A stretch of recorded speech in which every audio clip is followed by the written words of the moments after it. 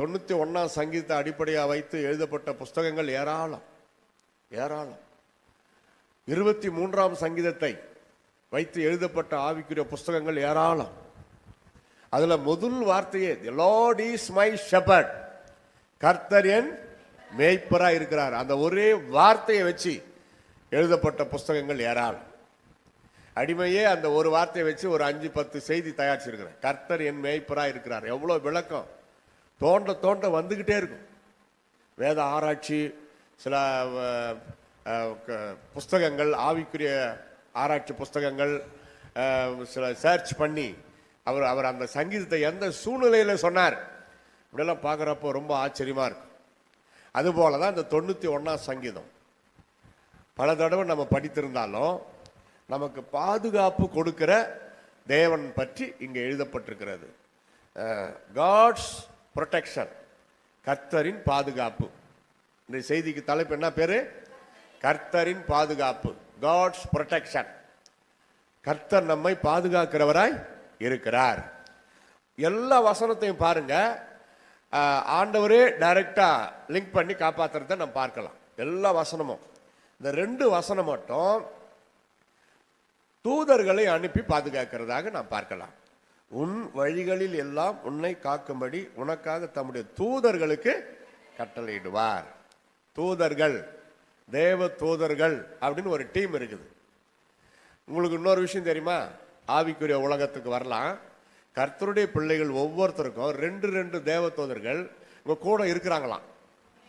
உங்க கண்ணுக்கு தெரியாது, அவங்களுக்கு தான் நீங்க தெரிவிங்க, ஆனா உங்களுக்கு அவங்க தெரிய மாட்டாங்க. அப்ப யோசித்து பாருங்க, வீட்டில் 10 பேர் இருக்கிறீங்கன்னா ஒருத்தருக்கு 2 தேவ தூதர்கள் இருக்கிறாங்களாம். அப்போ வீட்டில் மகிழ்ச்சியோடு சந்தோஷமா பாட்டு பாடி ஆண்டவரை ஆராதிக்கிறப்போ அவர் எல்லாரும் சந்தோஷப்படுவாங்களாம். தகவல் கொடுத்துக்கிட்டே இருப்பாங்களாம் ஆண்டவருக்கு. நம்ம மொபைல் போனில் தகவல் கொடுக்குறோமா யாருக்குன்னா எதனா, அது மாதிரி தகவல் கொடுத்து கொண்டே இருப்பார்களாம் தேவ தூதர்கள். அதெல்லாம் நமக்கு மறைக்கப்பட்டது, இதுதான் உண்மை. சரி, அதே வீட்டில் குழப்பம், கோபம், ஒரு பக்கம் எரிச்சல், பிடிவாதம், மதிக்கிறது இல்லை, கணவனை மனைவி மதிக்கிறது இல்லை, மனைவியை புருஷன் அன்பு செலுத்துறது இல்லை, இப்படியெல்லாம் இருக்குதுன்னு வச்சுக்கங்க. வசனத்திற்கு புறம்பாக ஒரு கிறிஸ்தவ குடும்பத்தில் ஏதாவது நடக்குமானால் தேவ தூதர்கள் ரொம்ப வருத்தப்படுவாங்களாம். உங்களை பற்றி தகவலே துண்டிக்கப்படுமா, ஆண்டவர்கிட்ட தகவலே போய் சேராது. அவங்க ரொம்ப வருத்தப்படுவாங்களாம். நம்மளுக்குன்னு இருக்கிற தேவ தூதர்கள் இந்த பூமியில் 2, பரலோகத்தில் ஒருத்தர். எனக்கு ஒரு தேவதூதன் பரலோகத்தில் இருக்கிறாரு, தெரியுங்களா உங்களுக்கு? எனக்குன்னு நான் பண்ற ஜபத்தை பொற்கலசத்தில் போய் சேருது. நீங்க வேணா வெளிப்படுத்தல் 8ஆம் அதிகாரம், அது இப்போ டைம் இல்லை விளக்கம், அதையும் குறிச்சிக்கங்க. வெளிப்படுத்தல் 8ல் பார்த்தீங்கன்னா நாம் செய்கிற ஜபம் நேராக போய் ஆண்டவர்கிட்ட கேட்கறது கிடையாது. பாருங்க, பூமியில, தமிழ்நாட்டில், ஒவ்வொரு மாநிலத்தில், அரசாங்கத்தில் சில சட்டங்கள் இருக்கிறது. அதுபோல பரலோக அரசாங்கத்தில் சில சட்டங்கள் இருக்கிறது. பரலோக அரசாங்கத்தில் சில சட்ட திட்டம் இருக்கிறது. நாம் செய்கிற ஜபம், உதாரணமா இப்போ நான் ஜபம் பண்றேன், எனக்குன்னு ஒரு தேவதூதன் அங்கே நிற்கிறாரு. ஒவ்வொருத்தருக்குன்னு ஒரு தேவதூதன் பொற்கலசத்தை வைத்துக்கொண்டு என் கிளைண்ட்டு ஜபம் பண்ண மாட்டாரா, என் கிளைண்ட்டு பவுல் ஜபம் பண்ண மாட்டாரா? அவங்க ஆவல் அதுதான் இருக்கும். அந்த ஜபத்தை அவங்க அங்க பொற்கலசத்தில் வாங்கி வைக்கிறாங்க. அப்படிதான் இருக்குது பைபிள்ல. நாம் செய்கிற ஜபத்தை பொற்கலசத்தில் வாங்கி ஆண்டவர்கிட்ட கொண்டு போய் காட்டுறாங்க. அப்போ அது தூபமா மாறுது. சின்ன விளக்கம் கொடுக்குறேன். குழந்தைங்களை குளிப்பாட்டினா இந்த சாம்பிராணியை போட்டு புகை உண்டாக்கி அந்த குளிப்பாட்டின குழந்தைய கொண்டு வந்து அப்படி நான் பார்த்துருக்கிறேன். அப்படி அந்த புகையில காட்டுவாங்க. அந்த சாம்பிராணி வாசனையா இருக்கும். அந்த குழந்தைக்கு ரொம்ப சந்தோஷமா இருக்கும். கோல்டு ஆகிட்ட குழந்தைங்களுக்கு தலைகீழா குப்புற அந்த குழந்தை முகத்தை அந்த சாம்பிராணி புகையில காட்டுவாங்க. நீங்க பார்த்துருக்கிறீங்களா? அந்த குழந்தை அழும் அந்த சாம்பிராணி புகை பட்டு. ஆனா அந்த ஆகாத அந்த எச்சில் ஜொல்லு அப்படி சொல்லுவாங்களே, அது அப்படியே கொட்டும். அதெல்லாம் எடுத்து அம்மா போட்டுருவாங்க. அப்ப அந்த குழந்தைக்கு ஒரு ஆரோக்கியம் உண்டாகும். யோசித்து பாருங்க. அது போல இந்த சாம்பிராணி போன்ற புகை போன்ற அந்த ஜப தூபம், அதுக்கு பேர் ஜப தூபம், ஆண்டவருக்கு முன்னாடி அது அப்படியே எழும்புது.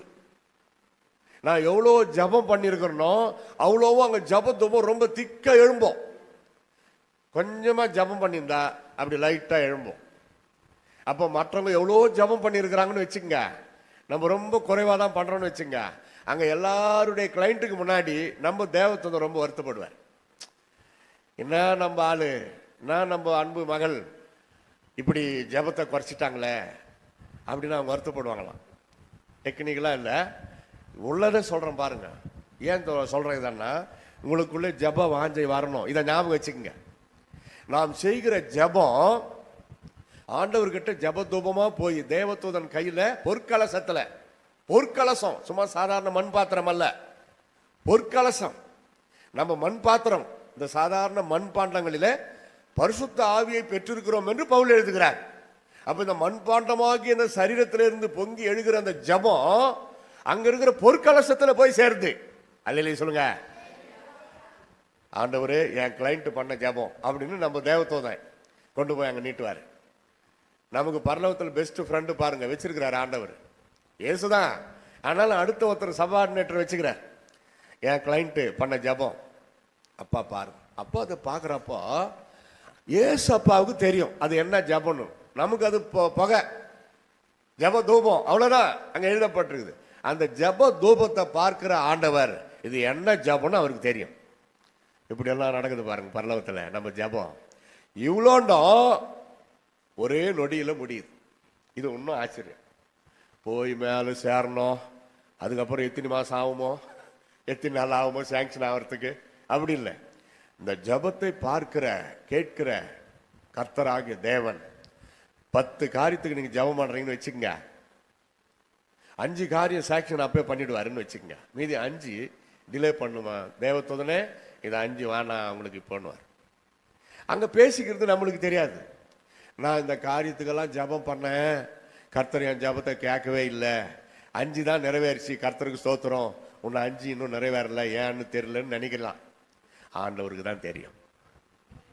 சிலது அந்த நேரத்துக்கு வேண்டாம் மகளே மகனேன்னு சொல்லுவார். நமக்கு ஒருவேளை அந்த நேரத்தில் அது கசப்பா இருக்கலாம், ஆண்டவருக்கு கீழ்ப்படியும். ஒருவேளை தனிமையா நீங்க உணரலாம், தனிமைப்படுத்தப்பட்ட மாதிரி இருக்கலாம், வனாந்தர பாதை மாதிரி இருக்கலாம். ஏன் ஆண்டவர் எனக்கு இப்படி அனுமதிக்கிறாரு, ஏன் இப்படி எல்லாரும் பகைக்கிறாங்க, துரைத்தன அதிகாரங்கள், எத்தனை பிரச்சனை. ஆண்டவர் ட்ரைனிங் கொடுக்கிறாருன்னு அர்த்தம்.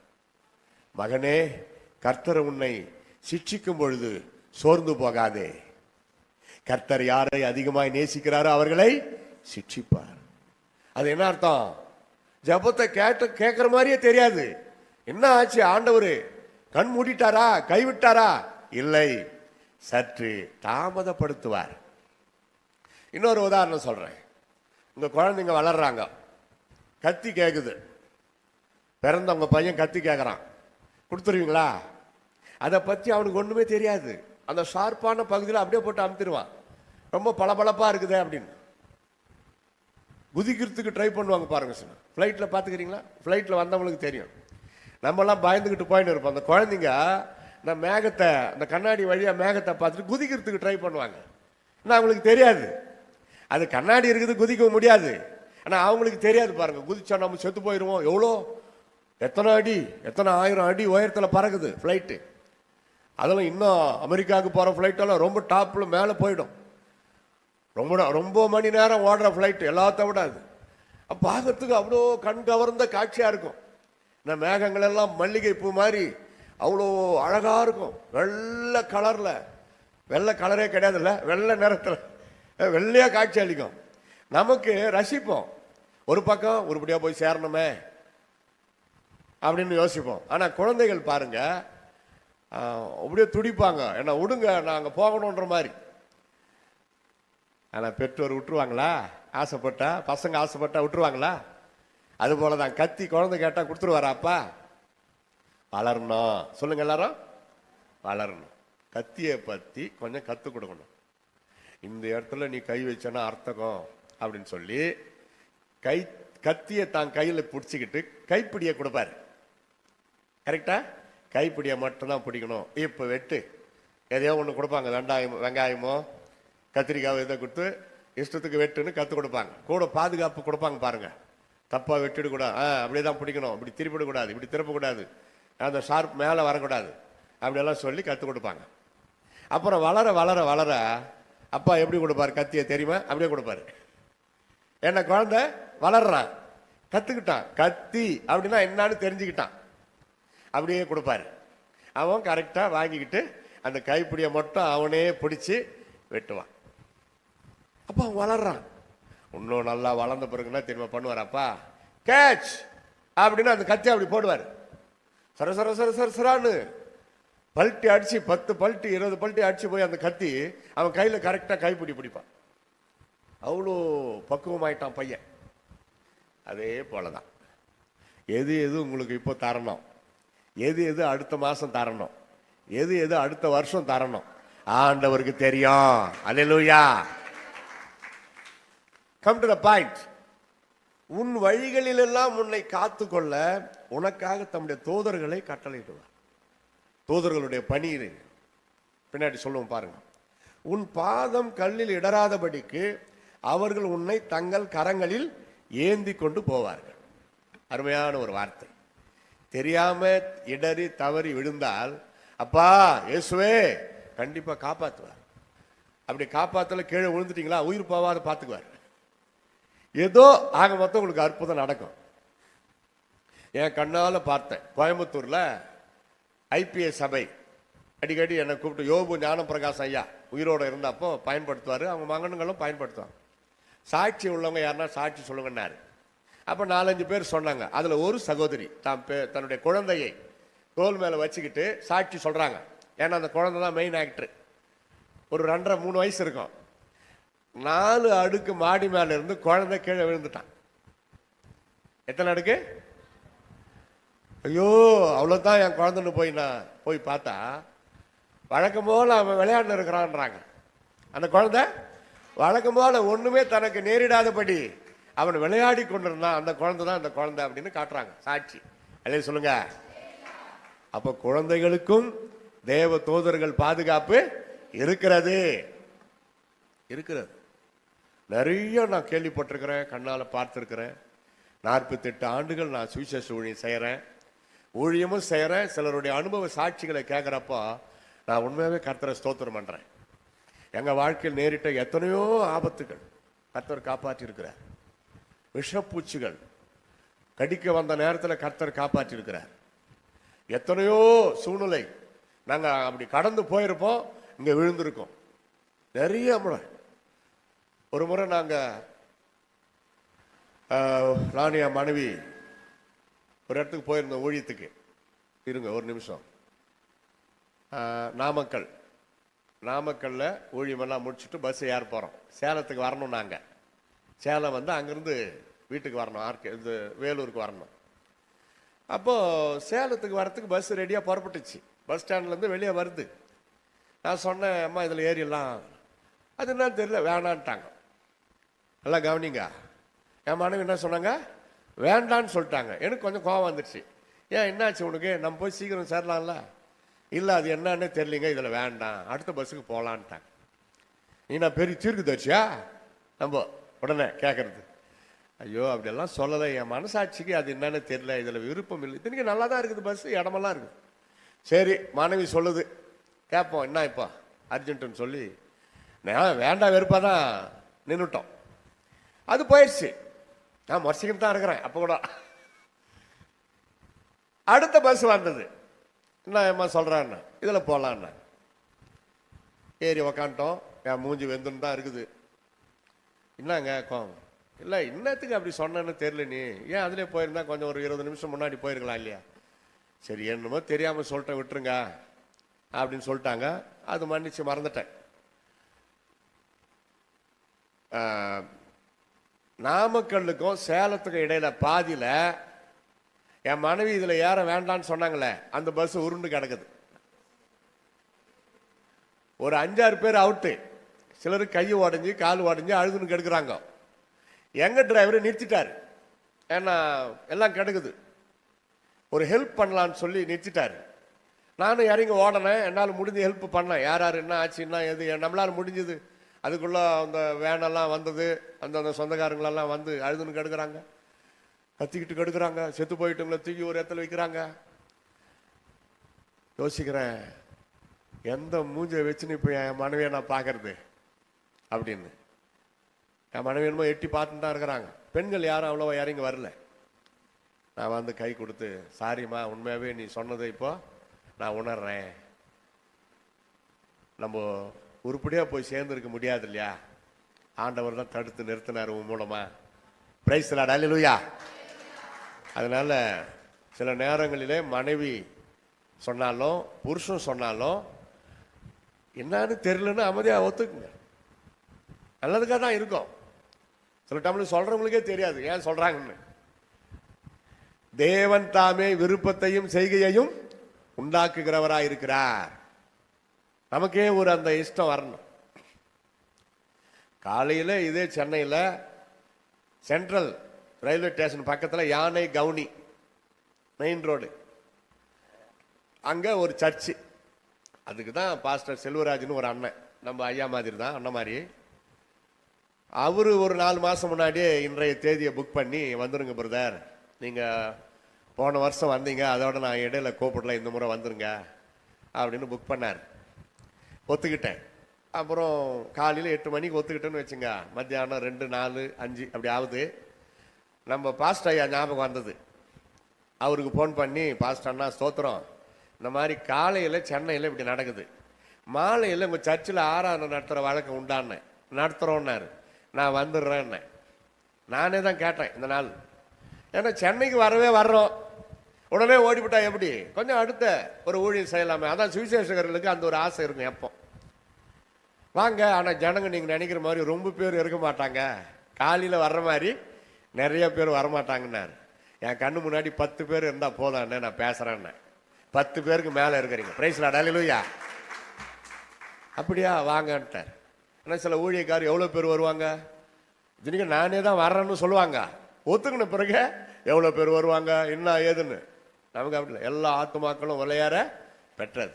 4 பேர் என் முன்னாடி உக்காந்துருந்தா கூட நான் பேசுவேன். வார்த்தை தானே முக்கியம்.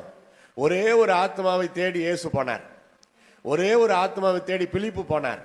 நம்ம அவங்கள விட ஒஸ்தியா? நம்மளும் போனோம். ஒரே ஒருத்தர் வந்தாலும் நம்ம போனோம், தேடியும் போனோம், வந்தாலும் சொல்லணும். அதனால தான் வந்தேன். ஒரு அன்பு ஐக்கியம். பிரசங்கம் பண்ணுறது 2வது விஷயம்.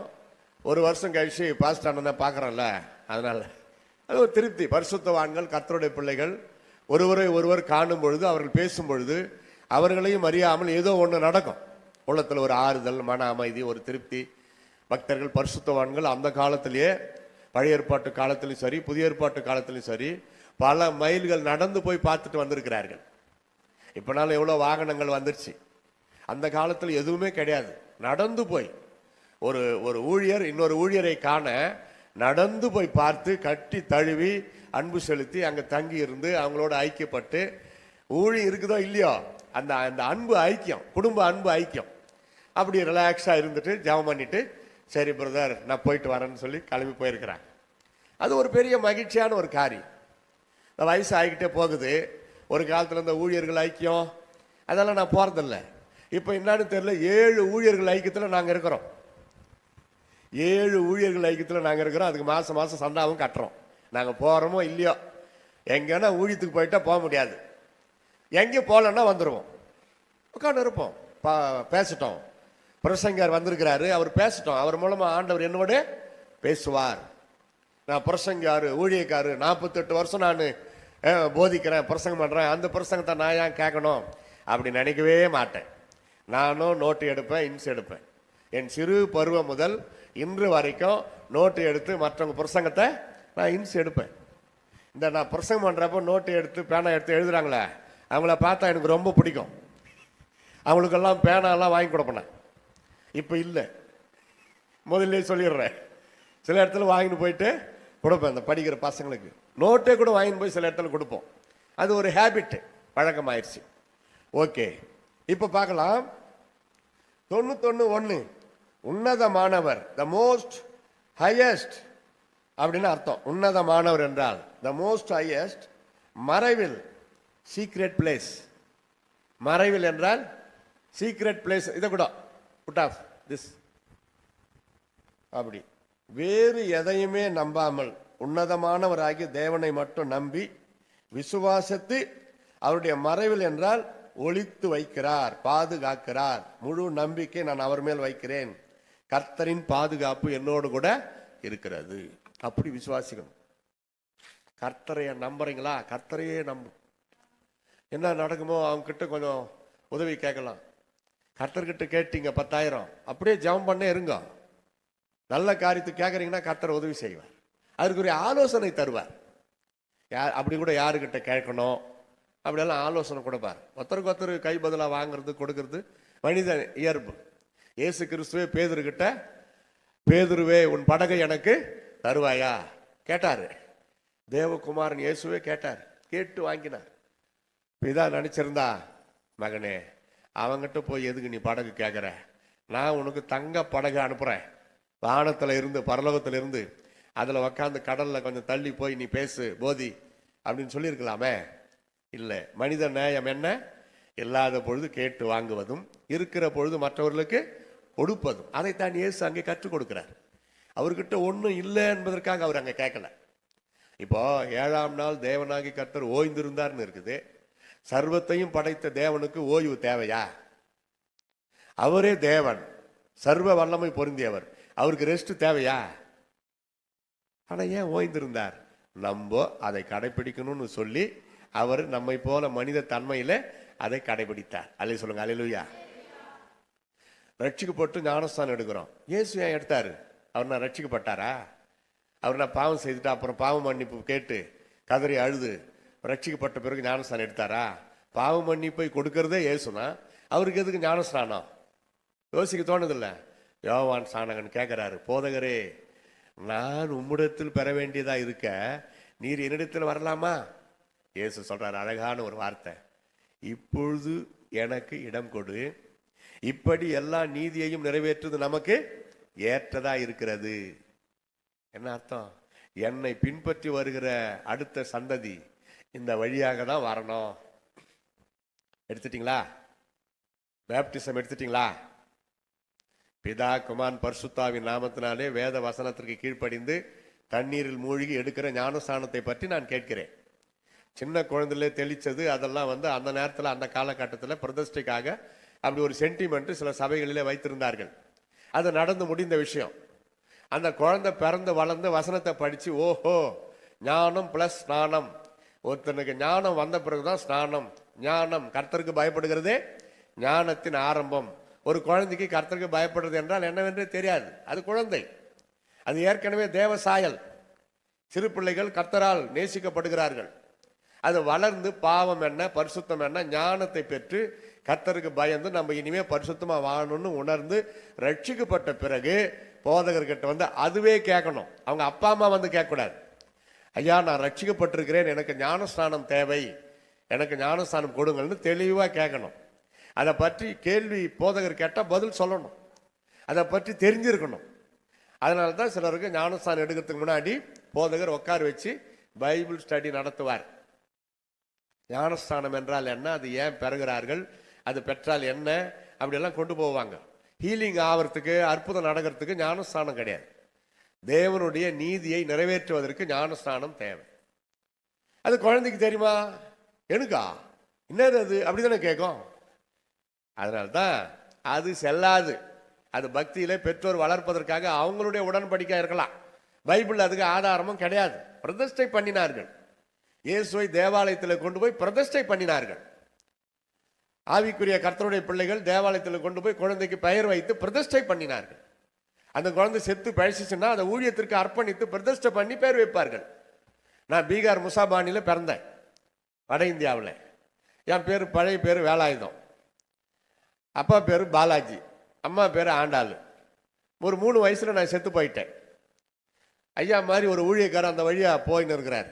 பீகார் முசாபானியில் அந்த காலத்திலே சிபிஎம் சபை இருந்திருக்குது, இன்னைக்கு இருக்குது. என்னடா இது சத்தம் போட்டு அழுதுன்னு இருக்கிறாங்களேன்னு அந்த போதகர் பார்த்துட்டு எங்கள் அப்பா அம்மா சொந்த பந்தங்களுக்கு இயேசு பற்றி சில வார்த்தை சொல்லி ஆறுதலுக்காக ஒரு பிரார்த்தனை பண்ணியிருக்கிறார். இந்த பிரார்த்தனை அவர் பண்ற நேரத்தில் தான் நான் உயிரோட எழுந்துட்டேன். இப்போதான் கை தாட்டணும். பிரைஸ் தி லார்ட், அல்லேலூயா. இந்த அற்புத காட்சியை கண்ட என்னுடைய பெற்றோர் அன்றைக்கே இயேசுவின் பிள்ளைகளாக மாறி வீட்டிலே மாட்டி வைத்திருந்த அத்தனை விக்கிரக படங்களையும் தூக்கி வீசி எறிந்தார்கள். இயேசுவை ஏற்றுக்கொண்டார்கள். அடுத்த சண்டேவே என்னை ரெடி பண்ணி அந்த ஜபம் பண்ணிட்டு போன அந்த போதகர் சிபிஎம் சர்ச்சுக்கு என்னை கொண்டு போயிருக்கிறேன். அப்பா, ஐயா எங்களுக்கு ஒன்றும் தெரியாது, ஏசப்பா பையனை உயிரோட காப்பாற்றிட்டாரு, மேற்கொண்டு என்ன செய்யணும் சொல்லுங்க ஐயான்னு எங்கள் அப்பா அம்மா கேட்டிருக்கிறாங்க. அப்போ அவர் சொன்னாராம், குழந்தைய உயிரோடு எழுப்பிட்டார், அந்த குழந்தைய ஏசப்பா ஊழியத்துக்கு பிரதிஷ்டை பண்ணி ஜபம் பண்ணலாம், உங்க 3 பேருக்கும் பேரை மாற்றலாம், இனிமேல் தொடர்ந்து வாங்க, பிரசங்கத்தை கேளுங்க, ஞானஸ்தானம் எடுக்கணும், பக்தியில் வளரணும்னாலாம் அந்த ஐயா சொல்ல எங்கள் அப்பா அம்மா அதுக்கு ஒத்துக்கிட்டு அன்னைக்கு பிரதிஷ்டை பண்ணி செத்து போன குழந்தைய உயிரோடு எழுப்பிட்டீங்க, இந்த குழந்தை வளர்ந்து உடைய ஊழியத்தை செய்யணும் சொல்லி பிரதிஷ்டை பண்ணி ஜபம் பண்ணார். பாலாஜியாக பிறந்த எங்கள் அப்பா ஜான், ஆண்டாளாக பிறந்த எங்கள் அம்மா மேரி, வேலாயுதமாக பிறந்த நான் பவுல். அல்லேலூயா சொல்லுங்க. வேலாயுதமாக பிறந்த என்னை இயேசு ரட்சித்து அவருக்கு ஏற்ற ஆயுதமாக பயன்படுத்தி வருகிறார். வேல் இந்து பேருன்னு சொல்றீங்க நிறைய பேர், இல்ல வேல்னாவே ஐயோ அது மாதிரி சொல்லாது, சாமுவேல், இம்மானுவேல், விட்டா ஆளு கொண்டு சொல்லுவீங்க. சொல்லுங்க பார்க்கலாம். சாமுவேல், இம்மானுவேல் நான் சொல்லிட்டேன். இஸ்ரவேல், சூப்பர். ஐயா தலையை சொல்லிறாரு, சொல்லி பாருங்க எதனா ஒண்ணு வருதா? யோவேல், சூப்பர், மூளை வேலை செய்ய ஆரம்பிச்சிருச்சு. மனுவேல், இம்மானுவேல் தனி, அதை பாதியா பிரிச்சுட்டாங்க. அப்படியெல்லாம் இருக்குது. கர்த்தருடைய பிள்ளைகளுடைய பேரை தான் நம்முடைய கிறிஸ்தவர் அல்லாதவர்கள் அவங்க எடுத்து அவங்க வேற மாதிரி பயன்படுத்துறாங்க. நிறைய பேர் நம்ம அவங்களோட சேர்ந்து ஒன்றித்து போய் எல்லாம் சாப்பிட்டு கிப்ட்டு அவங்களுக்கு இயேசுவை பற்றி சொல்லணும். அப்போ நம்ம கர்த்தர், ஏகோவா அப்படியெல்லாம் பேசக்கூடாது. இயேசு சாமி, எம்பெருமான் இயேசு அப்படியெல்லாம் சொல்லணும். அவங்க லாங்குவேஜில் போயிடணும். கரெக்டுங்களா? இங்கே பாருங்க, ஜாஸ்மின்னு இங்கிலீஷில் இருந்தால் கிறிஸ்துவ பொண்ணா, அதே தமிழில் மல்லிகான்னு இருந்தால் இந்துவான். ஏன் தமிழ் தான் வெய்ய என்ன குறைஞ்சிட போற? 4 பேருக்கு சத்தியத்தை சொல்லலாமே. சண்முகம், ஐயோ ஐயோ ஐயோ, சன், சூரியனை போன்ற முகமுள்ளவர் இயேசு. பைபிள் வருது, சூரியனை போன்ற முகம், முகம், சண்முகம். பைபிள் பேர் தான் அது. பாதி இங்கிலீஷ் பாதி தமிழ்ல வந்துருச்சு. நடராஜா, இயேசு ராஜாதி ராஜா.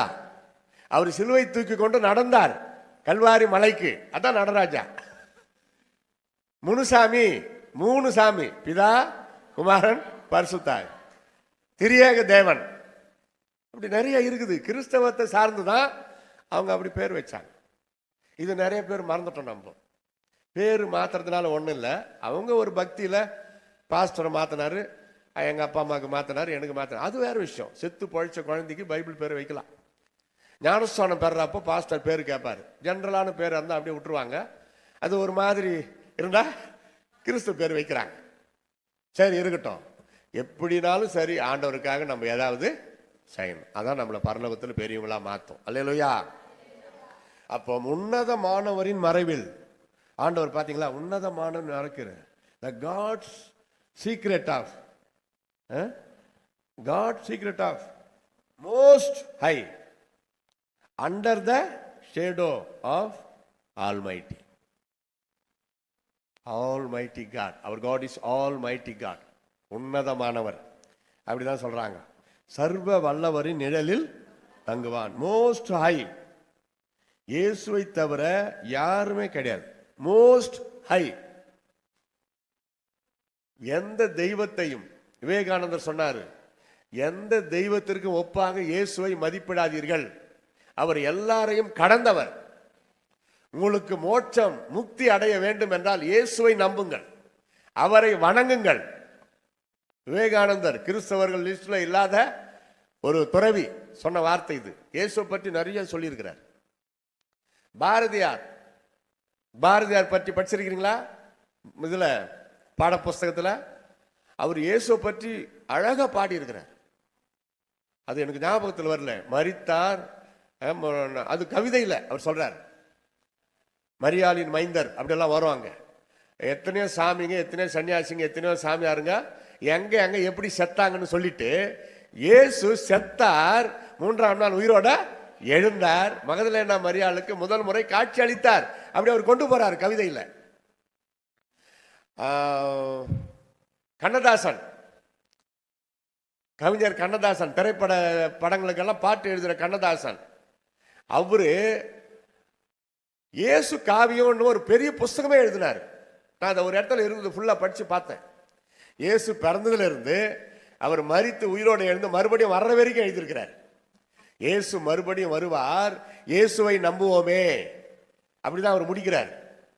ரொம்ப நாளாக சொல்லிக்கிட்டு இருந்தாராம், இரவா காவியம் இன்னும் ஒன்று நான் எழுத போறான்னு. அதுக்கப்புறம் எல்லாரும் எதிர்பார்த்துட்டு இருந்தாங்க. இவரு உடம்பு கொஞ்சம் சிக்கானப்போ இந்த இரவா காவியம், இயேசு கிறிஸ்து வாழ்க்கை வரலாறு ஒவ்வொரு பக்கமும் கவிதையா இருக்கும், கவிதையா இருக்கும். ஒன்று கூட உரைநடையில் இருக்காது, ஃபுல்லாக கவிதை தான். கடைசியில் இயேசு வருகை பற்றி முடிக்கிறார். அப்போ கேட்டாங்களாம், இரவா காவியம்னு ஒன்று சொன்னீங்களே, எழுதுறதா, எப்போ எழுத போறீங்கன்னு. அவர் சொன்னாராம், நான் எழுதிட்டேன், நான் எழுதின இந்த இயேசு காவியம் தான் இரவா காவியம்.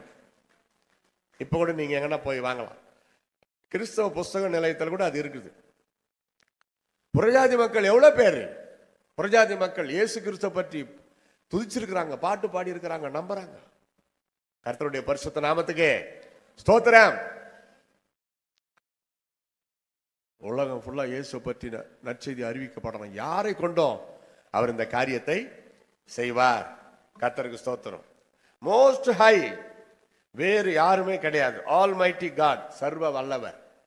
சர்வ வல்லவர் என் சொந்தமானார், சாவை வென்றவர் என் ஜீவனானார். பாதரை எதை விட்டாரு, எல்லாத்துக்கும் அவர்கிட்ட பாட்டு இருக்குது.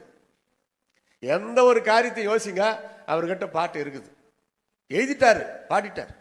நீ நம்ம தான் செலக்ஷன் பண்ணி அந்தந்த நேரத்துக்கு பாடணும். பார்த்தீங்கன்னா இவ்வளோ நமக்கு ஆதாரம் இருக்க, பாதுகாப்பு இருக்க, அற்புதங்கள் செய்கிறார், நம்மோடு கூட இருக்கிறார், இம்மானுவேலரா இருக்கிறார்.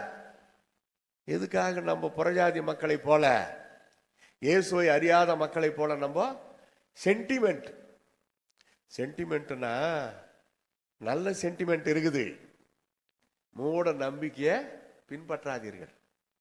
மூட நம்பிக்கை, ஆண்டவருக்கு பிரியமில்லாத மூட நம்பிக்கை. பழைய ஏற்பாடு படிச்சிருக்கிறீங்களா? நாள் பார்க்கிறவனும் சகுனம் பார்க்கிறவனும் கல்லெறிந்து கொல்லப்பட வேண்டும், கோல் சொல்லுகிறவன் கல்லெறிந்து கொல்லப்பட வேண்டும். எல்லா நாளையும் ஆண்டவர் நமக்கு நல்ல நாளாகவே படைத்திருக்கிறார். நானும் பார்க்கிறேன் நிறைய இடத்துல கிறிஸ்துவங்க கூட புதன்கிழமை தான் கல்யாணம். அந்த இன்விடேஷன் பார்த்தாவே ஒன்று புதன் அல்லது வெள்ளி. அது என்ன மற்ற நாள் என்ன பாவம் பண்ணது? செவ்வாய்க்கிழமை கல்யாணம் வச்சுதான். நான் இது வரைக்கும் ஒரு பத்திரிக்கை கூட கிறிஸ்தவ பத்திரிக்கை நான் பார்த்தது. நான் வேணுமுனுக்கே செவ்வாய்க்கிழமை தான் வச்சேன். வேணுமுனுக்க ராவு காலம் எமகண்டம்னு சொல்றாங்களே, அப்பதான் வச்சேன். காலையிலேயே மத்தியானத்துக்குள்ள முடிச்சுட்டேன். ஏன்னா அப்பதான் ராவு காலம். அதுக்காகவே மூட நம்பிக்கையை தகர்த்தெறியணும். அல்லே சொல்லுங்க. நம்ம பக்தி நம்மளை காப்பாத்தாதா? நம்ம செய்கிற ஜபம் நம்மளை காப்பாத்தாதா? நம்ம கர்த்தருடைய ஆலயத்தில் கொடுக்குறீங்களே காணிக்க தசம்பாகம், அதை பார்க்கிற கர்த்தர் உங்களை காப்பாற்ற மாட்டாரா? உங்க பரிசுத்தம் உங்களுக்கு பாதுகாப்பு கொடுக்காதா? அப்படியெல்லாம் யோசிக்கணும். புறஜாதி மக்களுடைய காரியங்களை கற்றுக்கொள்ளாதீர்கள். உன்னதமானவரின் மறைவில் நீ இருக்கிறது உண்மையானால் தேவ தூதர்களை உங்களுக்கு அனுப்பி பாதுகாப்பார். யோசித்து பார். அவங்க சொல்றத பார்த்தா நல்லா தான் தெரியுது. உங்களை சர்ச்சுக்கு வராத பண்றதுக்குன்னே உங்க சொந்தக்காரங்க ஞாயிற்றுக்கிழமை ப்ரோக்ராம் வச்சு நோட்டீஸை போட்டுருவாங்க. அதில் உங்க பேரை கூட போட்டிருப்பாங்க. எதுக்கு தெரியுமா? சர்ச்சுக்கு நீங்க வரக்கூடாது. இடுமுக்குனால நீங்க உண்மையாவே போவாது. நான் மறுநாள் வந்து பார்த்துக்கிறேன்னு சொல்றேங்க. நான் அப்படிதான் பண்ணுவேன். இதனால சில சொந்தக்காரர் என்ன கோபப்பட்டது உண்டு. போய்க்கோ, என் மேல தப்பு இல்லை. நான் ஊழியக்காரன், சண்டே எங்கனாலும் நான் பிரசங்கம் பண்றவன். எங்கேயுமே அழைப்பு வரலையா, அக்கம் பக்கம் கிராம சபைக்கு நானே போயிடுவேன். போய் பின்னாடி உக்காந்து இருப்பேன். ஐயா பவுலையா வந்துட்டார், நாங்கள் நினைச்சு கூட பார்க்கல. அவர் இப்பொழுது நம்ம மத்தியில கர்த்தருடைய வார்த்தையை பகிர்ந்து கொள்வார்கள். பேசுவேன். அப்படிதான் எங்களுக்கு சுவிசேஷகர்களுக்கு, அப்படிதான் போதகர்களுக்கு எங்க சுத்தனாலும் மற்ற நாள்ல ஞாயிற்றுக்கிழமை அவங்க எங்க இருக்கணும்? சபையில் இருக்கு. மேய்ப்பர் ஆடுகளை பாதுகாக்கிற காரியம். எங்களை விட மேய்ப்பர்களுக்கு தான் ஆத்ம பாரம். அவங்களுக்கு சபையின் பொறுப்பு ரொம்ப உண்டு. போக முடியுமா? என்ன தான் சொந்தக்காரா இருந்தாலும் ஞாயிற்றுக்கிழமை போக முடியுமா? முடியாது. அடுத்த நாள் போகலாம். நான் நிறைய பேருக்கு சொல்லிக்கிறேன், சரி ஞாயிற்றுக்கிழமை வைக்கிறேன்னு முடிவு பண்ணிட்டீங்க, சாயந்தரம் வைங்க. பவுல் பிரதரை சர்ச்சுக்கு போகாத தடுக்கிறதுக்குன்னே சில சொந்தக்காரங்க ஞாயிற்றுக்கிழமை காலையில் வைப்பாங்க. பிசாசை அவங்களே இல்லை, அவங்க மேல நம்ம குறை சொல்லக்கூடாது. அவங்களுக்கு பின்னாடி நின்று கிரியை செய்கிற பிசாசை நம்ம எதிர்க்கணும். போக மாட்டோம். நானும் சரி, என் மனைவி சரி, என் பிள்ளைகளும் சரி. சர்ச்சை முடிச்சுட்டு சாயந்தரம் ஒன்றா கூட வரோம், நீங்கள் சாயந்தரம் வைங்க. இல்லைன்னா நாங்களே வந்து தீர்ப்பாட்டாக பார்த்துக்குறோம், பார்த்து மொய் எழுதிட்டு ஜெபம் பண்ணிட்டு நாங்கள் போகிறோம். ஐயா கல்யாணத்தில் இருந்தால் தானே ஐயா சாப்பாடு தேவையில்லை, நாங்கள் மொய் எழுதிட்டு போயினே இருக்கிறோம். அப்படிதான் சொல்லுவோம். இங்கே தான் ஆண்டவர் சந்தோஷப்படுவார் உங்களை பார்த்து. அல்லேலூயா. எங்கள் அக்கா கூப்பிட்டாங்க, நான் என்ன பண்ணுறது? நல்ல விசுவாசி பரிசுத்த ஆவி பெற்றவங்க நிறைய பேர் பார்த்துருக்குறேன். எங்கள் அக்கா காவடி அடக்கிறதுக்கு பொருத்தனை பண்ணிக்கிறாங்களாம், காவடி அடக்கிறாங்களாம். அவங்க காவடி அடக்கிறதுக்கு இவங்கள கூப்பிட்றாங்க. அவங்க எடுக்கிற காவடிக்கு நம்ம எதுக்கு போனோம்? என்னன்னா உங்களை சர்ச்சுக்கு போகாத பண்ணணும். அதான் அதில் ஒரு திருப்தி அவங்களுக்கு. அப்பா சர்ச்சுக்கு போகாத வந்துட்டாங்க எங்கள் தங்கச்சி, இல்லை எங்கள் அக்கா, எங்கள் மாமா, அங்கே போய் நம்ம என்ன பண்ணுறது? அவங்க காவடி எடுத்துக்குன்னு எங்கேயோ ஒரு இடத்துக்கு சில பிரான்ச் எல்லாம் இருக்குது, அங்கெல்லாம் போவாங்க. அதுக்கு நம்ம வழி அனுப்புறதுக்கு வரணுமா? தேவையில்லம்மா, முடியாது. நான் நாளைக்கு வந்து உங்களை பார்க்குறேன். அப்படி பார்க்கணுன்னா நான் ஏசு அப்பா பிள்ளை, நீ இன்னும் ஏசுக்கிட்ட வரல, இயேசுவை துதிக்கணும், இயேசுவை வணங்கன்னு நான் சொல்லின்னு இருக்கிறேன். அதெல்லாம் மீறி என்ன நீ அதுக்கு கூப்பிடுறன்னா அப்போ எவ்வளோ துணிச்சல் பாரு. இந்து நண்பர்களே நமக்காக விக்கிரகத்துக்கு படைக்காம சில மெட்டீரியல்ஸை வச்சிருந்து கொடுக்குறாங்க. ஐயா நாங்கள் இந்த படைக்கலை, விக்கிரகத்துக்கு முன்னாடி வச்சு நாங்கள் இதை படைக்கலை, உங்களுக்குன்னு நாங்கள் தனியாக எடுத்து வச்சுட்டோம், தயவு செய்து வாங்கிக்கிங்கன்னு சொல்கிறாங்க. எவ்வளோ மதிக்கிறாங்க பாருங்க. அவங்க வாங்கிக்கிறது நான், ஏன்னா அவங்க சொன்ன வார்த்தை தான். அப்போ தான் நம்ம கிறிஸ்துமஸுக்கு அவங்களுக்கு எதனா கொடுக்க முடியும். ஏழைப்பட்டவங்களா இருந்தால் ஒரு துணி எடுத்து கொடுக்கலாம், நல்லா கேக்கு ஸ்வீட்டு கொடுக்கலாம், பழ வகைகள் வாங்கி கொண்டு போய் அவங்களுக்கு ரொம்ப சந்தோஷமா இருக்கு. ஆனால் ஆண்டவர் அருவருக்கிற ஒன்று விக்கிரக ஆராதனை. அதோட ஒத்து போகாத.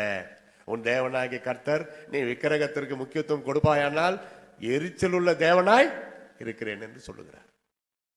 அப்புறம் பாருங்க, என்னாகமம் 23:23, யாக்கோபுக்கு விரோதமான மந்திரவாதம் இல்லை, இஸ்ரவேலுக்கு விரோதமான குறி சொல்லுதலும் இல்லை. அதனால ஏன் அந்த வசனத்தை சொல்றேன்னா, உங்களுக்குள்ள ஒரு தைரியம், அந்த வசனம் தான் நம்மளுக்கு தைரியம். அதை நம்பி போகக்கூடாது, அதை வந்து பயப்படக்கூடாது. என் முன்னாடி 1500 பேர் உட்காந்து மந்திரம் பண்ணட்டும், நான் இப்படி நின்று பேசின்னு தான் இருப்பேன். அதெல்லாம் நம்மளை ஒன்றுமே செய்யாது. ஒரு தடவை சபரிமலைக்கு போயிருந்தோம். அங்கே ஏன் நீங்கள் போனீங்கன்னு கேட்குறீங்களா? ஊழியம் செய்கிறதுக்கு தான். ஒரு எஸ்டேட்டில் 2 நாள் அங்கேயும் கர்த்தருடைய பிள்ளைகள் இருக்கிறாங்க. அவங்க கடைசி மொத்தம் 15 நாள், கடைசி 2 நாள் சபரிமலை. அது ஒரு எஸ்டேட்டு. அந்த முக்கியமான இடத்துக்கு நேர் எதிர்க்க பந்தல் போட்டு எங்களை கூப்பிட்டு பயன்படுத்துகிறாங்க. முறைப்படி அரசாங்கத்தில் பர்மிஷன் வாங்கி மேடை போட்டு பயன்படுத்துகிறாங்க. நாங்கள் வழக்கம் போல் முதல் நாள் இயேசு ஏன் சிலுவையில் அறையப்பட்டார், 2வது நாள் இயேசு உயிர் தெழுந்தார், மறுபடியும் வரப்போகிறார், இதை பற்றி பேசி முடிக்கிறேன். 2வது நாள் எல்லாம் ஜபம் பண்ணி முடிச்சு அனுப்பிட்ட பிறகு 2 பேர் பாட்ட சாட்டமா மூஞ்சில மேசை இல்லை, மேசைக்குள்ள மூஞ்சி இருக்குது, அப்படி வச்சுன்னு வராங்க.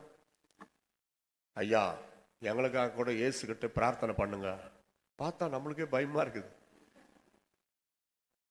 என்ன நீங்க என்ன செய்யறீங்க அப்படின்னு கேட்டேன். ஐயா நாங்கள் இத்தனை வருஷமா மந்திரம் தொழில் எங்களது, நேற்று நீங்க வந்ததை கேள்விப்பட்டு இன்னைக்கு அவரு பேசாத பண்ணிடணும், ஏதாவது வேற தாறுமாறா பேசணும், இல்லை பேசிக்கிட்டு இருக்கிறப்பவே வார்த்தை சரியா வரக்கூடாது, மயங்கி விழணும் அப்படின்னு சொல்லி நாங்கள் 2 பேரும் பிளான் பண்ணி சில அசுத்த ஆவிகளை நாங்கள், அவங்க அப்பப்போ இந்த மந்திரம் அதுக்குன்னு சில அசுத்த ஆவிகளை அவங்க கொண்டாடுவாங்க. அவங்களுடைய அந்த சக்தி, மந்திர சக்தியில் அதை வச்சு ஜனங்களெல்லாம் இப்போ அவங்க பிரச்சாரத்தை கேட்டு இருந்தாங்க. நாங்களும் எங்கள் மந்திர சக்தியை வச்சு போர்ஸ் பண்ணிக்கிட்டே இருக்கிறோம். அது வந்து உங்களை ஒன்றுமே பண்ணல, நீங்கள் வழக்கம் போல பேசிக்கிட்டு இருந்தீங்க, வழக்கம் போல ஜெபம் பண்ணி அனுப்பிட்டுங்க எல்லாரையும், அப்போ நாங்கள் பேசிக்கிட்டோம், நம்ம மந்திர சக்தி நம்ம கும்பிடுற நம்ம ஹேண்டில் பண்ற இந்த குட்டி சாத்தானை விட இவர் பிரசங்கம் பண்ற இயேசு கிறிஸ்து தான் பெரியவர் அப்படின்னு நாங்கள் நம்பிட்டோம். அதனால எங்களுக்காக நீங்க பிரார்த்தனை பண்ணுங்கன்னு முட்டி போட்டாங்க. நான் ஒன்னே ஒன்று கேட்குறேன், அதுக்கு பதில் சொல்லுங்கன்னு. இனிமே இந்த ஏழை எளிய மக்களை ஏமாத்துற வேலை, இந்த மந்திர சக்தினால குடும்பங்களை கெடுக்கிற வேலை, இதெல்லாம் விட்டுட்டு நாங்கள் ஒரு உருப்படியாக நல்ல ஒரு வேலையை செஞ்சு நாங்கள் வயிற்று பிழைப்புக்கு நாங்கள் வேலை செய்கிறோம். நாங்கள் ஏசப்பாவை துதிப்போம் அப்படின்னு நீங்கள் சொன்னாதான் நான் உங்களுக்காக பிரார்த்தனை பண்ணுவேன். ஐயா, அதுக்கு தான் நாங்கள் வந்துட்டோம். ஏசப்பா கிட்ட நாங்கள் எங்களை ஒப்பு கொடுத்துட்டோம் ஐயா. எங்களுக்கு அந்த மந்திர சக்தியே வேண்டாம். அது எப்போ ஓடி போச்சுயா? ஏசு முன்னாடி அந்த மந்திரம் தோத்து போயிடுச்சு. நீங்க தான் கரெக்டா உங்க பாட்டுன்னு பேசுறீங்களா? ஏசு வரப்போறாரு, ஏசு வரப்போறாரு. அது வரைக்கும் நாங்க கேட்டோமே, அந்த அந்த காரியத்தை எதிர்க்க எங்க மந்திர சக்தி அங்க வேலை செய்யல. அப்படிங்களா? சரி, ஜெபம் பண்ணலான்னு முட்டி போட்டாங்க. ஜெபம் பண்ணி அனுப்பிட்டோம். நிறைய பேர் இங்க வந்த பிறகு ஒரு மனசுக்கு நிம்மதியா இருக்குது. ஏன்டா அங்க போனோம், நம்ம இப்படியே வீட்டுக்கு போலாம்டா போயிட்டாங்க. எங்களுக்கு ஒரு பெரிய சந்தோஷம். அல்லேலூயா. பாத்தீங்களா? எந்த மந்திர சக்தியும், எந்த பிசாசின் கிரியைகளும், எந்த விதமான மாயா ஜாலமோ அசுத்தாவின் கிரியைகளும் உங்களை ஒரு காலம் ஒன்றுமே செய்யாது. அவைகள் தோற்கடிக்கப்பட்டு ஓடி போய்விடும். பயப்படாதே, உனக்குள்ள இருக்கிற வேத வசனம் உன்னை காப்பாற்றும். வேத வசனம் அதான் ரொம்ப முக்கியம், மறந்துடக்கூடாது. அதுதான் சொல்றது, வசனத்தை படி, வசனத்தை மனப்பாடம் பண்ணு, அதை ஸ்தோத்திரம் பண்ணி வசனத்தை மனசுல வெயி, கர்த்தரை ஸ்தோத்திரம் பண்ணு. இரவும் பகலும் அவருடைய வேதத்தில் தியானமா இருக்கிற மனிதன் பாக்கியவான், பாக்கியவதி. சும்மா இருக்கக்கூடாது. வேதத்தை வாசி, அதை என்றும் நேசி, தினம் விசுவாசி, நீ சுகவாசி. அந்த காலத்துல சத்திய வசனம் பாட்டு போடுவாங்க. ரேடியோ தான் இப்ப எல்லாம் போச்சு. ரேடியோ போச்சு, செல்போனை வந்தாலும் வந்துச்சு, எல்லாம் போச்சு. எல்லாம் உங்களுக்குள்ள உங்க இதுல போன்ல வந்துருச்சு. எங்க வீட்டுல டிவியே இல்லைன்னு வாங்க, டிவி தான் உங்க பாக்கெட்டுக்குள்ள வந்துருச்சு. உன்ன நான் வீட்டுல இருந்தா எல்லாம் கட்டினா யோசித்து பாருங்க. Cellphone it becomes sin phone. கர்த்தருடைய ஆளுகை உள்ளத்துல இருந்தா ஒன்றும் உங்களை சேதப்படுத்தாது. உங்களுக்கே தெரியும் எந்த ரேஞ்சில் நம்ம ஸ்பிரிச்சுவல் லைஃப் இருக்குது. How I am living in holy life. புறஜாதி மக்களுடைய ஆலோசனை கேட்கக்கூடாது. அவங்க என்னென்னவோ சொல்லுவாங்க, பயமுறுத்துவாங்க. இயேசுவை காட்டிலும் உயர்ந்தது இந்த உலகத்தில் யாருமே கிடையாது. நாங்கள் ஆராதிக்கிற எங்கள் தேவன் எங்களை அக்னி சூழலிலே இருந்து தப்புவிக்க வல்லவராய் இருக்கிறார். அவர் தப்புவித்தாலும் தப்புவிக்காமல் போனாலும் நீர் நிறுத்தின பொருசிலையை நாங்கள் வணங்க மாட்டோம் என்பது ராஜாவாகி உமக்கு தெரிந்திருக்க கடவது. என்ன தைரியமா பேசுறாங்க பாருங்க. எங்களை கர்த்தர் காப்பாற்றாமல் போனாலும் ஏன் சொன்னாங்க? பரலோகம் போயிடுவோம். மரணம் ஒரு விதிவிலக்கு அல்ல. கர்த்தருடைய பிள்ளைகளுக்கு மரணம் ஒரு பயமுறுத்தும் காரியம் அல்ல. என்னைக்கு நம்ம மரித்தாலும் கர்த்தரோடு இருப்போம். அதான் நம்பிக்கை, விசுவாசம். அப்படி இருக்கிறப்ப மரணத்திற்கு நம்ம பயப்பட வேண்டிய அவசியமே கிடையாது. உயிர் கொடுத்துருக்கிறாரு, அதனால வாழணும், கர்த்தருக்காக வாழணும். ஏதாவது கர்த்தர் நம்ம சர்ச்சு ட்ராக்ஸ் எடுத்துக்கிட்டு கடைசி பக்கத்தில் நம்ம சர்ச்சு சீல் போட்டு ஒரு நாளைக்கோ அல்லது வாரத்துக்கு ஒரு முறையோ 10 கைப்பிரதி கொடுங்க. அது ஒரு சாதாரண சிம்பிள் விசுவாசிகள் செய்யக்கூடிய ஒரு சாதாரண ஒரு ஊழியம். அதுல பெரிய காரியம் நடக்குது. கைப்பிரதி ஊழியத்தின் மூலமா நிறைய பேர் ரட்சிக்கப்பட்டிருக்கிறாங்க. சரிங்களா? இந்த வருஷம் செய்யுங்க, ஆத்துமாக்கள் வருவார்கள். லேவியராகமம் 19:31. அஞ்சனம் குறி சொல்லுகிறவர்கள் இதனால் தீட்டுப்பட வேண்டாம். லேவியராகமம் 20:27. அஞ்சனம் பார்க்கிறவர்கள் கொலை செய்யப்பட வேண்டும். லேவியராகமம் 20:6. அவர்கள் அறுப்புண்டு போவார்கள். வெளிப்படுத்தல் 22:15. நாய்களும் சூனியக்காரரும் புறம்பே இருப்பார்கள். வெளிப்படுத்தல் 21:8. பயப்படுகிறவர்கள் அவிசுவாசிகள் அருவருப்பானவர்கள் புறம்பே இருப்பார்கள், நரகத்தில் இருப்பார்கள்.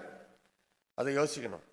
அப்போ தேவதூதர்களை கொண்டு நம்மை பாதுகாக்கிறார் என்றால் தேவதூதர்களின் பணி என்ன? இதை சொல்லி நம்ம ஜெபிக்கலாம்.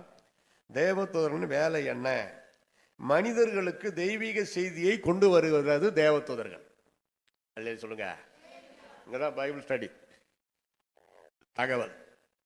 ஆண்டவர் சொல்லி அனுப்புகிற காரியத்தை அப்படியே வந்து சொல்லிட்டு போயினே இருப்பான். நம்ம சொல்றது அவங்க கேட்குறாங்களோ இல்லையோ தெரியாது. மகளே மரியாளே பயப்படாதே, உன்னிடத்தில் உற்பத்தி ஆகுது பரிசுத்த ஆவினாலே உனக்கு கர்த்தர் கொடுப்பார். பரிசுத்த ஆவினாலே ஒரு குழந்தை. இது எப்படி ஆகும்? புருஷனை அறியாத கன்னிகையா இருக்கிறேனே, கேட்க வேண்டிய கேள்வி தானே. அதனால கோச்சிக்கல, பதில் சொல்றார். பரிசுத்த ஆவினாலே உற்பவித்து பிறப்பார். Doubt clear. இப்போ யோசேப்புக்கு டவுட் வந்துருச்சு. ஏன்னா நாளுக்கு நாள் மரியாமாவுடைய வயிறு அதிகமாகிட்டே போகுது, குழந்தை வளருது. இயேசு எம்பெருமான் உலக ரட்சகர். யாருமா சொல்லு? அதெல்லாம் இல்லை, நம்ம கற்பனை தான். இதற்கு காரணம் யாரு சொல்லு? நான் உன்னை அவங்ககிட்ட கட்டி வைக்கிறேன். பாவம் பாருங்க எவ்வளோ நீதிமான். அதுதான் நீதிமான். யோசேப்பை பற்றி என்ன எழுதப்படுகிறது? நீதிமானா இருக்கிறதுனால ரகசியமாய் மானத்தை வாங்காம அசிங்கப்படுத்தாம நற்சாட்சி நல்ல பேர் உண்டாக்கணும்னு அவர் கேட்கிறார். அந்த அம்மா எப்படி இருக்கும்? என்ன நம்புங்க, தேவதூதன் வந்து என்கிட்ட பேசினார், இப்படி உலக ரட்சகர் இயேசு என் வயிற்றுல உருவாகி இருக்கிறார். அப்படியா? ராத்திரில ரொம்ப களைப்போடு ஒரு சந்தேகத்தோடு அவர் படுக்கைக்கு போறார். மரியாளிடத்தில் பேசின அதே தேவதூதன் யோசேப்பு கிட்ட பேசிவிட்டார். இப்போ டவுட் கிளியர். யோசேப்பே, உன் மனைவி ஆகிய மரியாளை சேர்த்து கொள்ள ஐயப்படாது. அவள் வயிற்றிலே வளருவது பரிசுத்த குழந்தை. இயேசு எம்பெருமான் பிறக்க போகிறார். அது பரிசுத்த ஆவினாலே உற்பவித்து பிறக்கிறார். அப்போ இவங்கெல்லாம் நியாயப்பிரமாணம் படிச்சிருக்கிறாங்கல்ல, ஏற்கனவே பக்திமான்கள் தானே. இதோ ஒரு கன்னிகை கர்ப்பவதி ஆகி ஒரு குமாரனை பெறுவாள், அவருக்கு இம்மானுவேல் என்று பெயர். ஏசாயா தீர்க்கதரிசி புஸ்தகத்தை படிச்சதுனால யோசேப்புக்குள்ள அந்த வசனமோ தேவதூதன் சொன்னதும் அவருக்குள்ள ஒரு விசுவாசத்தை உண்டாக்கி தள்ளி விடாமல். எத்தனை பேர் பரியாசம் பண்ணியிருப்பாங்க அவங்க ரெண்டு பேரை. டேய், இன்னும் கல்யாணமே பண்ணல, அவள் வயிற்றுல குழந்தை வளர்ந்து எப்படி அவளை கூப்பிட்டுக்கிட்டோம் சுத்துற ஊரெல்லாம்? ரகசியம் எங்களுக்கு தானே தெரியும், நீ வாய மூடு அப்படின்னு சொல்லிட்டு தன் மனைவியாகிய மரியாளை ஆண்டவரே சொல்லிட்டார், மனைவியாகிய மரியாளை பராமரித்தார். அந்த குழந்தை பிறக்கும் வரை சேராதிருந்தார். அதற்கு பிறகு அவர்கள் குடும்பமாக வாழ்ந்ததாக, அதற்கு பிறகு 4 சகோதரர்கள், இயேசுக்கு பிறகு ஒரு பெண்மணி பிறந்ததாக சரித்திரம் சொல்லுகிறது. இவன் தச்சனுடைய குமாரன் அல்லவா, யோசேப்பின் குமாரன் அல்லவா, இவனுடைய சகோதரனும் சகோதரி நம்மோடு கூட இருக்கிறார்கள் அல்லவா கேட்குறாங்க பாருங்க. இப்போ பைபிளில் கடைசியில் படிச்சிங்கன்னா யூதா எழுதின பொதுவான நிருபம் இயேசுவின் தம்பி எழுதினது, சகோதரர், இளைய சகோதரர். இயேசுதான் மூத்த குமார். அடுத்து யாக்கோப்பு எழுதின பொதுவான நிருபம் இயேசுவின் சகோதரர், சொந்த தம்பிங்க. 4 பேர்ல 2 பேர் எல்லாத்தையும் தூக்கி விசிறி போட்டு இயேசுனார் கூடவே வந்துட்டாங்க. அண்ணனுக்கு அண்ணன், ரட்சகருக்கு ரட்சகர், தேவகுமாரன் இயேசு எனக்கு தேவை, அவருடைய ஊழியத்தை நான் கூட செய்யறேன்னு வந்துட்டான். கடைசியா ஒரு தங்கச்சி பிறந்ததா சரித்திரம். இவன் சகோதரியும் நம்மோடு இருக்கிறார்கள் அல்லவான்றாங்க. அதுதான் ஒரு ஆதாரம். இயேசு கிறிஸ்து தங்கச்சி எவ்வளோ கடைசியா பிறந்துச்சு பாருங்க. அதுக்கு கல்யாணமே பண்ணி வச்சாராம். பைபிள்ல இல்ல, சரித்திரம் சொல்லுது. குடும்பத்துல பொறுப்பா இருந்திருக்கிறார், அப்பா அம்மாவுக்கு சேவை செய்திருக்கிறார். 30 வயசு வரைக்கும் அடங்கி பெற்றோருக்கு. அதுக்கு முன்னாடி எவ்வளவு அற்புதம் செய்தாராம், அது பைபிள்ல எழுதப்படல. நம்ம கூட காணா ஒரு கல்யாணத்துல அற்புதம் செய்தாரா, அதான் முதல் அற்புதம்ன்றோம் இல்லையா? கொஞ்சம் நல்லா மைனூட்டா படிங்க. தம் முதலாவது அற்புதத்தை காணா ஒரு கல்யாணத்துல தண்ணீரை திராட்சரசமாக்கி முதல் அற்புதத்தை தன் சீடர்களுக்கு முன்பாக செய்து காட்டினார். இதனால் சீடர்கள் அவர் மேல் விசுவாசம் வைத்தார்கள். ஸ்பெஷலா அந்த வசனம் இருக்குது பாருங்க. அப்படின்னா தம் சீடர்களுக்கு முன்பாக செய்த முதல் அற்புதம். அப்ப அதுக்கு முன்னாடி செய்தாரா? செய்தார். சொல்லட்டுமா? பவுல் பிரதர் வந்ததுனால உங்களுக்கு ஒரு கிளிக்கு. சீடர்களே ஒன்னும் ஒன்னா சேரல, அவர் செலக்ஷன் பண்ணல. பேதுருவே உன் படகை கொஞ்ச நேரம் கொடுப்பாயான்னு கேட்டார, கொடுத்தாங்க. கொஞ்ச நேரம் பிரசங்கம் பண்ணிட்டாரு. அவரு மீன் பிடிக்கிறவர். பேதுருடைய தொழில் என்ன? மீன் பிடிப்பது. அவருக்கு சகல சாஸ்திரமும் தெரியும். ஆழத்துல தள்ளி கொண்டு போய் மீனை பிடின்றார். போதகரே, ராத்திரி எல்லாம் பாடுபட்டோம், ஒரு மீன் கூட கிடைக்கல. ஏன்னா அவருக்கு தெரியும் அந்த ரகசியம். இரவுல தான் மீன்கள் வந்து வலையில மாட்டோம். பகல்ல சூரிய வெளிச்சம் நல்லா படுறதுனால மீன்கள் அந்த வலையை பார்த்துட்டு வராது. இதுதான் அவருடைய ஐதீகம். இயேசு சொல்றாரு, நான் சொல்ற மாதிரி மீனை போடு, சாரி வலைய போடு ஆழத்துலன்னார். நீ சொல்லுகிறபடியே செய்கிறேன் போதகிறேன்னு போட்டார். வலை கிழியத்தக்கதாக. சொல்லுங்க, அது அற்புதம் தானே? அது அற்புதமா இல்லையா? இது நடந்தது கானாவூர் கல்யாணத்துக்கு முன்னாடியே. கானாவூர் கல்யாணத்துல தண்ணீரை திராட்சரசம் ஆக்கினது சீடர்களுக்கு முன்பாக செய்த முதல் அற்புதம். அப்படி கொண்டாடணும். நம்ம ஒன்றும் வேத வசனத்தை புரட்டல. யாருமே இல்லாத நேரத்தில் பேதுரு, யாக்கோபு, யோவான் மட்டும் அங்க இருக்கிற நேரத்தில் செய்த அற்புதம். அவர் கூப்பிடுறாரு, பாத்தீங்களா? பேதுரு கூப்பிடுறாரு, பாருங்க, யாக்கோபு ஓடி வாருங்கள், உதவி செய்யுங்கள். என்ன, ஒரே ஒருத்தர் என்ன பண்ண முடியும்? அவ்வளோ மீனை ஒரே வலையில தூக்கி இழுக்க முடியாது. அப்புறம் இயேசுநாதரே அங்க ஹெல்ப் பண்றாரு, கூட இருந்து ஹெல்ப் பண்ணி தூக்கி இழுக்கிறாரு வலைய. அதுதான் முதல் அற்புதம்னு நான் சொல்ல முடியாது. அதுக்கு முன்னாடியே நடந்திருக்கலாம். அதுக்கு கானாவூர் கல்யாணத்துக்கு முன்னாடி இன்னும் சில நடந்திருக்கலாம். அது நீங்க கண்டுபிடிங்க. இது நான் கண்டுபிடிச்சேன். அப்போ அற்புதங்கள் எந்த நேரத்திலையும் நடக்கலாம் நம்ம வாழ்க்கையில. அல்லேலூயா சொல்லுங்க. பாருங்களேன், தனி நபரை தீங்கிலிருந்து பாதுகாத்தல், பராமரித்தல், தேவ தூதர்களுடைய வேலையை பற்றி சொல்றேன். நம்ம இயேசுவோடு கூட இருக்கிறது உண்மையானா எவ்வளவு பொறுப்பா தேவ தூதர்கள் நமக்காக ஆண்டவருடைய கட்டளைக்கு கீழ்ப்படிந்து நமக்கு உதவி செய்யறாங்க. ஒன்று, மனிதர்களுக்கு தெய்வீக செய்தியை வழங்குதல். 2, தனி நபரை தீங்கிலிருந்து பாதுகாத்தல், பராமரித்தல். தனி நபரை வழிகாட்டுதல். சாஸ்திரிகள் வந்தாங்க, அவங்க திரும்பி போறப்ப வேற வழியா போக சொல்லிட்டாங்க. இந்த வந்த வழியா போன ஆபத்துன்னு தூதன் சொல்றாரு. 4, கர்த்தரை துதிக்க வைப்பது. நம்ம மட்டும் இல்ல, அவர்கள் அப்படியே பயபக்தியோடு பரிசுத்தர் பரிசுத்தர் பரிசுத்தர்னு துதிக்கிறாங்க. தேவ தூதர்களுடைய வேலையே என்ன? பரலோகத்துல ஓயாமல் கர்த்தரை துதிப்பது. பல்வேறு வழிகளில் உதவுதல். தேவ தூதர்கள் நமக்கு பல்வேறு வழிகளில் உதவி செய்கிறார்கள், ஏவுவார்கள். பூமியிலே நமக்கு அம்பாசிடர் மாதிரி வச்சிருக்கிறார். ஆறுதல், ஆதரவு வழங்குதல். நமக்கு ஆறுதல், ஆதரவு. நம்ம பின்னாடி தேவதூதன் நிற்கிறப்ப பார்த்தீங்கன்னா அவங்கள நம்ம பார்க்க முடியாது. ஒரு இன்ப உணர்வு ஆண்டவர் நமக்குள்ள கொடுப்பார். அது நீங்க உணர்ந்தாதான் தெரியும். சம்பந்தமே இருக்காது. பஜாருக்கு போயிட்டு ஏதோ காய்கறி வாங்கின்னு வீட்டுக்கு போயின்னு இருப்பீங்க. திடீர்னு ஒரு இன்ப உணர்வு, ஒரு மகிழ்ச்சியா இதயத்துல ஒரு எண்ணம் வரும். அது தேவதூதர்களை கொண்டு ஆண்டவர் நம்ம உள்ளத்துல செய்கிறார்.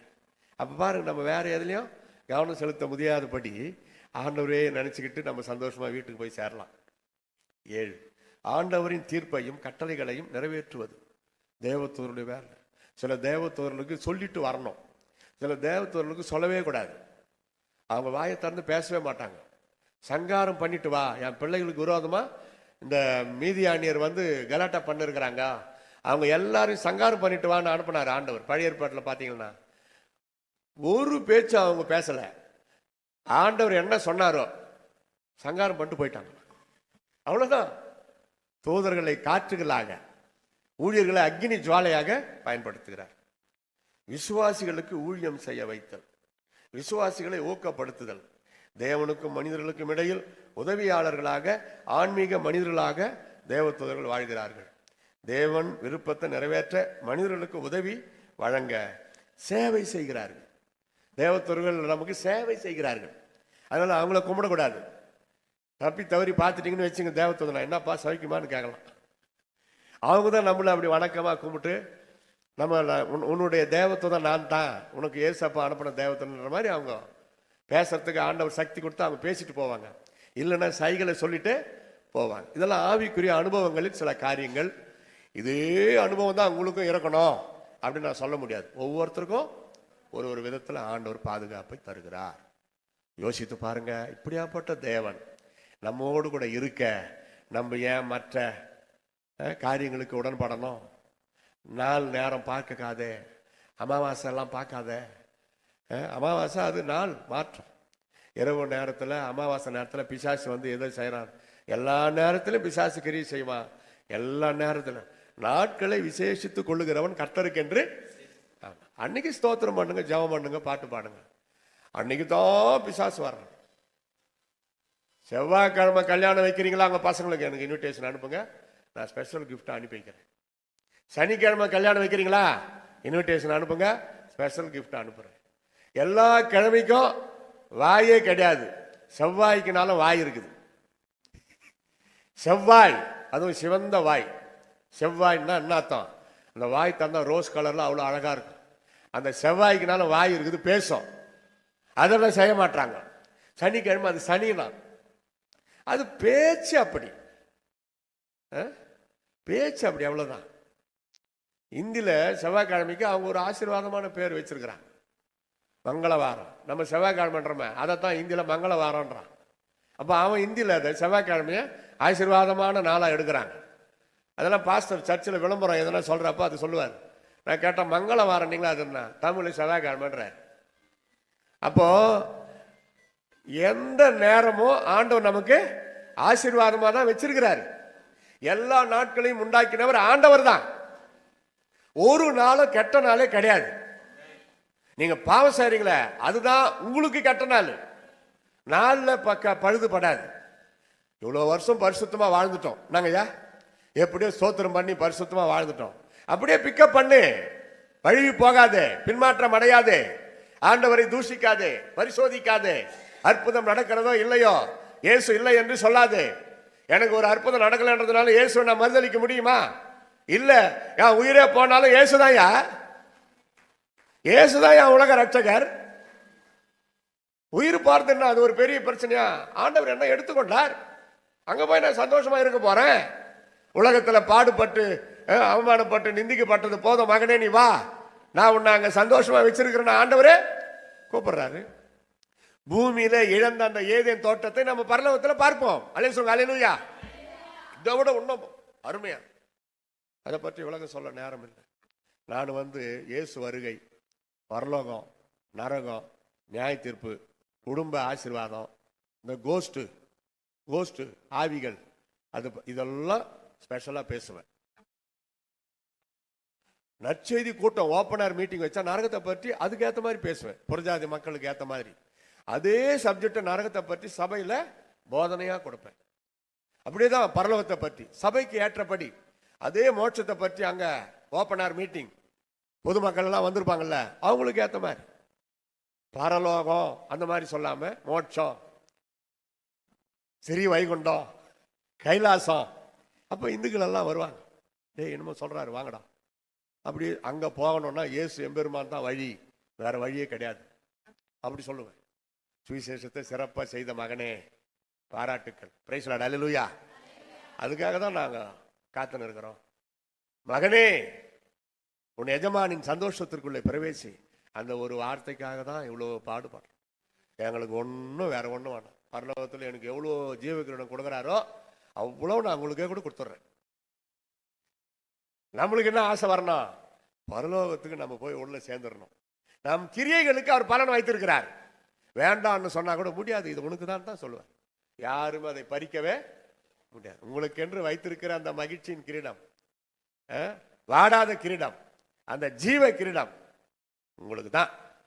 அதுக்குரிய தகுதி உங்களுக்குள் இருப்பது தான் உலகத்துல.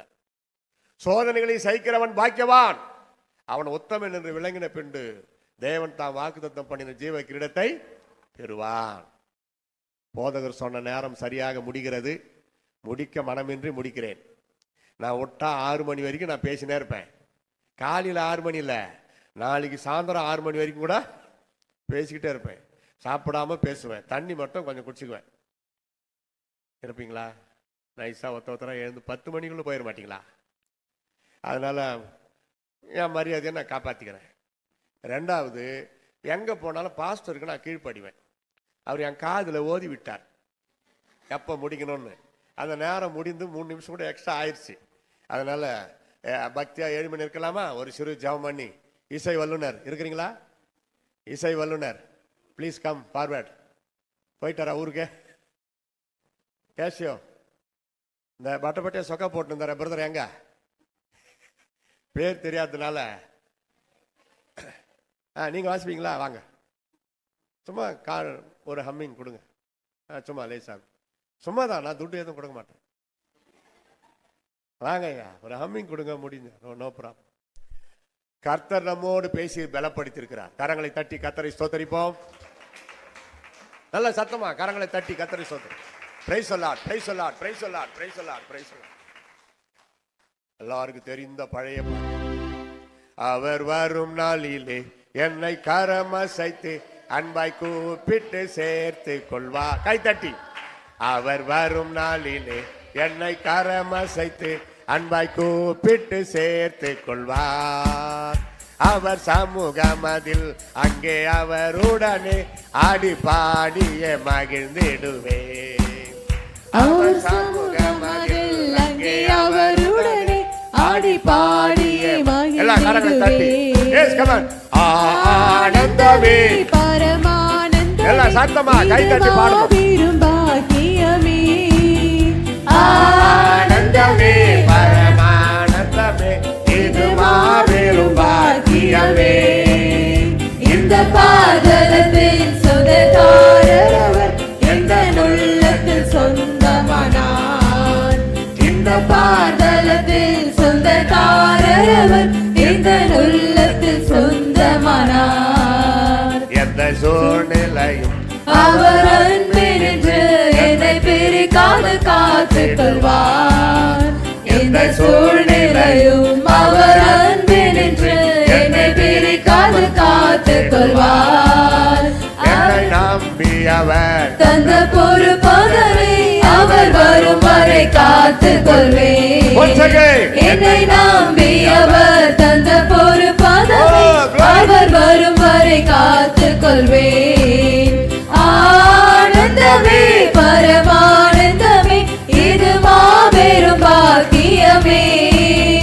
ஆனந்தமே பரமானந்தமே இது மாபெரும் பாக்கியமே. இந்த பாதலத்தின் சொந்தக்காரர் அவர் இந்த உள்ளத்தில் சொந்தமானார். இந்த பாதலத்தின் சொந்தக்காரர் அவர் இந்த உள்ளத்தில் சொந்தமானார். கரங்களை தட்டி கர்த்தரை ஸ்தோத்தரிப்போம்.